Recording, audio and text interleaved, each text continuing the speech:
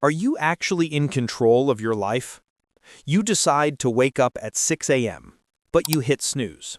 You decide to have a salad for lunch, but you order the pizza. You decide to do deep work, but you find yourself scrolling on social media.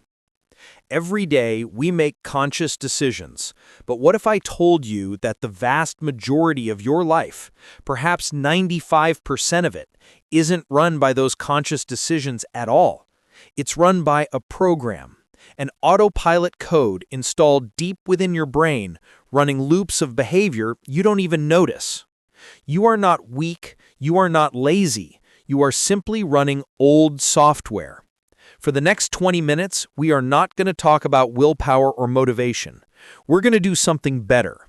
We are going to become engineers. We are going to deconstruct that autopilot code, and I am going to give you the blueprint to rewrite it. For decades, the self-help model has been obsessed with one idea: willpower. Just try harder. Be more disciplined. This is the old paradigm. It treats behavior change like a battle, a fight between your good self and your bad self. And if you fail, it's a moral failure. You are to blame. But modern neuroscience tells a completely different story. The new paradigm is this: habits are not about willpower. They are about efficiency. Your brain is an incredible prediction machine. It hates wasting energy. So whenever it can, it automates processes. It takes a complex series of actions and turns it into a simple, automatic script. That script, our autopilot code, is what neuroscientists call the habit loop. It isn't one thing. It is an elegant and dangerous four-step process: the cue, the craving, the response, the reward. Understanding this loop is the difference between constant failure and final control. Most people try to change their behavior, the response, but they fail because they ignore the other three parts of the equation. To truly change, we can't just treat the symptom. We have to engineer the entire system. So what is this autopilot code exactly? It is a neurological loop, reinforced over time, stored primarily in the basal ganglia, a primitive part of our brain. Think of it like a path in a forest. The first time you walk it, it's difficult, but the more you walk it, the more the path clears. Eventually, it becomes a highway. Let's break down the four components. 1. The cue. This is the trigger. It tells your brain to go into automatic mode and which habit to use. A cue can be anything: a time of day, morning, an emotion, boredom, a location, the couch, another person, or the action that just preceded it. 2. The craving. This is the motivational force. This is not a craving for the act itself, but for the change in state it delivers. You don't crave smoking. You crave the feeling of relief that nicotine provides. You don't crave scrolling social media. You crave distraction from boredom. 3. The response. This is the actual habit, whether a thought or an action. It's the physical act of reaching for the cigarette, opening the phone, or biting your nails. 4. The reward. This is the end goal. The reward satisfies the craving and teaches your brain that this loop is worth remembering for the future. Your brain releases a little hit of dopamine, the neurotransmitter of satisfaction and motivation. It says, "That was good. Next time you see that cue, do this again." Cue, craving, response, reward. A closed loop. Why is this loop so powerful? How does it work on a biological level? The answer lies in the reward. When you get a reward, your brain produces dopamine. But here's the crucial part. Your brain doesn't just produce dopamine after you get the reward. It starts producing dopamine the moment you see the cue. Scientists call this dopamine spiking. The moment you hear the ding on your phone, the cue, your brain doesn't wait for you to read the message. It immediately releases dopamine to motivate you, creating the craving to check it. The craving is the feeling of dopamine. It is the neurological urge to complete the loop. This is why willpower so often fails. You are not just fighting a bad idea. You are fighting a powerful chemical cascade that your own brain is using to motivate you to act. You cannot out-willpower dopamine, but you can re-engineer the system that triggers it. Okay, you might be thinking, if it's just a loop, why can't I just see it and stop? Because the entire point of the autopilot code is that it's automatic. Once a habit is fully formed, your prefrontal cortex, your conscious decision-making center, goes to sleep. It says, basal ganglia, you got this.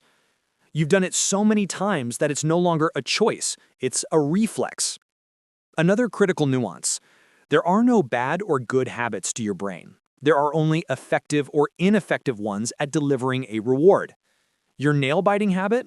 It might be socially bad, but it's incredibly effective at temporarily relieving anxiety. Your brain doesn't care about your fingernails, it cares about relieving the anxiety.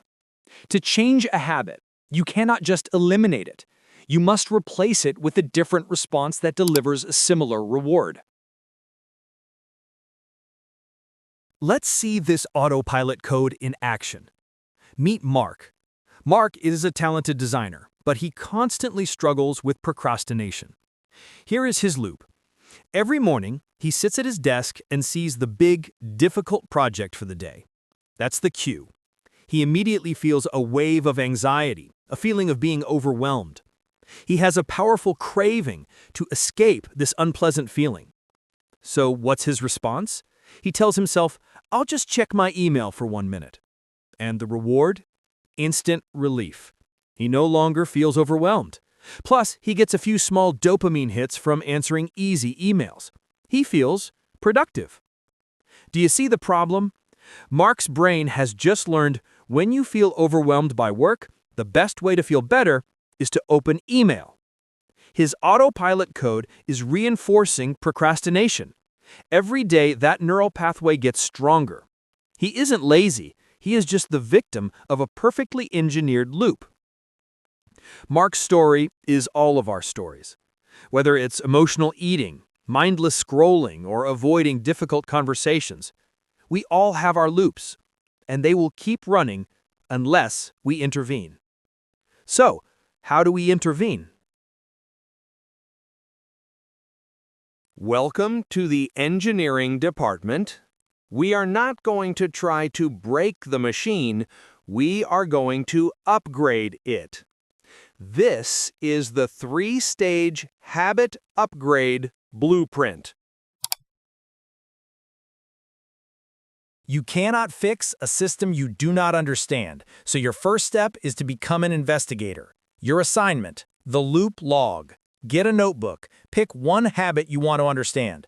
For the next 3 days, do not try to change it. Just track it. Every time the habit happens, pull out the log and answer 4 questions. Q. What just happened right before? Where am I? What time is it? How am I feeling? Who is around me? Craving. What am I feeling an urge for? Be specific. Is it boredom, relief, connection, sugar? Response. What did I do? The specific action. Reward. How did I feel immediately after? Was the craving satisfied? After 3 days, you will have a map. You will see patterns you were blind to before. Awareness is the first step to regaining control. Now that you have the map, you need a way to interrupt the circuit. Most bad habits are triggered by cues of stress or boredom. When Mark feels overwhelmed, Q, he needs a safety switch to defuse the craving before it leads to the response, opening email. We won't use a complex technique, we will use a simple, powerful one, the 2-minute rule. When you feel the cue and the craving rise, instead of the automatic response, you insert a new response. Just do the thing for 2 minutes. Mark doesn't have to finish the whole project. He just has to open the document and work for 2 minutes. You don't have to work out for an hour. You just have to put on your shoes and walk out the door. This does 2 things. It breaks the old loop and it starts building a new one. It makes the new desired response so easy you can't say no. This is where we build the new lasting habit. To do this, we will reverse engineer the loop. Author James Clear, in his book Atomic Habits, laid out the 4 laws for upgrading your autopilot code. To build a good habit, make it obvious. Upgrade the cue. Don't hide your gym clothes. Put them right next to your bed. Put the book you want to read on your pillow. Design your environment so the good cue is impossible to miss. Attractive. Upgrade the craving. Pair something you want to do with something you need to do. This is temptation bundling. I only get to listen to my favorite podcast while I'm on a run. Easy. Upgrade the response. Reduce friction. The 2-minute rule is a perfect example. Prep your healthy meals in advance. Delete the social media apps from your home screen. Satisfying. Upgrade the reward. Your brain needs an immediate win. Put an X on a calendar. Use a habit tracker. Savor the feeling of accomplishment. This new loop is worth it. And to break a bad habit, just invert it. Make it invisible, unattractive, difficult, and unsatisfying. Mark applied this. He changed his response. Cue, feeling overwhelmed. Craving, need relief. Response, upgraded, the 2-minute rule. He works on the hard project for 120 seconds. Reward, he checks a box on his tracker. Immediate satisfaction. And a funny thing happened. After 2 minutes, momentum often took over. He'd find himself working for 15 minutes. The new neural pathway was being built. Today, we've gone from feeling like victims of our habits to realizing we are their architects. You no longer have to rely on willpower, that fickle, depleting resource. Instead, you have a blueprint. You understand the autopilot code, the cue, the craving, the response, the reward. You know how to diagnose it. You know how to stabilize it by making it easy. And you know how to upgrade it by making it obvious, attractive, and satisfying.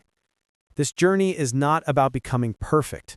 It is about becoming aware. It is about designing a system that supports you, rather than one you have to fight against. You are not your software. You are the programmer. You have the ability to debug the old loops and write new ones. And it starts today, with one small choice. Pick one habit, just one, and begin your diagnosis. Find the cue, understand the craving, observe the response, note the reward. Because changing your life isn't one giant leap. It's one re-engineered loop.